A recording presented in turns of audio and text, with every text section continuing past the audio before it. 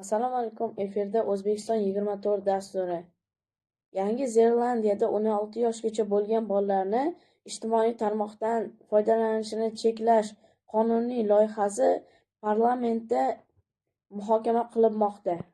Yangi Zelandiyada 16 yoshgacha bo'lgan bolalarning ijtimoiy tarmoqlardan foydalanishini cheklash to'g'risidagi qonun loyihasi parlament muhokamasiga qo'yiladi. Hujjat o'smirlarni ijtimoiy tarmoqlarning salbiy oqibatlaridan himoya qilishga qaratilgan. Ushbu tashabbusni ilgari surayotgan hukmron partiya deputatlari internet platformalarining yoshlar ruhiyati va salomatligiga ta'sirini o'rgangan holda uni parlament tasdig'idan o'tkazishga qaror qilishdi. Qonun loyihasida ijtimoiy tarmoqlar foydalanuvchilari yoshini majburiy tekshirish tizimini tatbiq etish ko'zda tutilgan. Bu mexanizm Avstraliyada 2024-yilda joriy etilgan yoshni aniqlash amaliyotiga o'xshash bo'ladi. Asosiy maqsad o'smirlarni dezinformatsiya, kiberbullying va voqelikni noto'g'ri qabul qilish kabi salbiy kontentlar ta'siridan muhofaza qilishdir. Parlamentda bu boradagi muhokamalarning boshlanish sanasi hozircha belgilanmagan. Ayni paytda Yangi Zelandiya parlament qo'mitasi ijtimoiy tarmoqlarning yosh avlodga ta'sirini o'rganmoqda. Qo'mita hukumat, biznes va fuqarolik jamiyatining bu jarayondagi rolini tahlil qilib, salbiy oqibatlarni kamaytirish bo'yicha tavsiyalar ishlab chiqmoqda. 2026-yil boshida tahlil natijalari va takliflar jamlangan hisobotning taqdim etilishi kutilmoqda.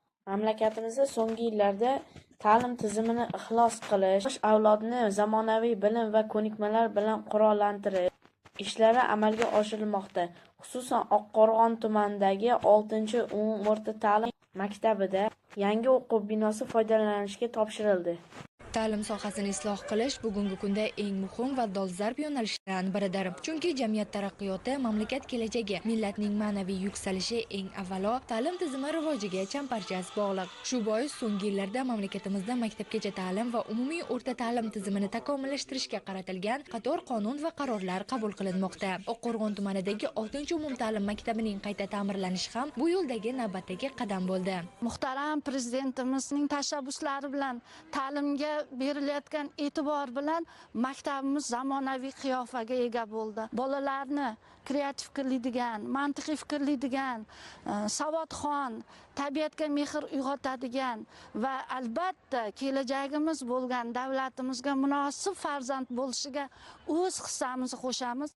Tadbirda so'zga chiqqanlar ta'lim sohasida amalga oshirilayotgan islohotlarning ahamiyatiga, o'quvchilarga yaratilayotgan sharoitlarning kelajak uchun naqadar muhimligiga alohida to'xtaldilar.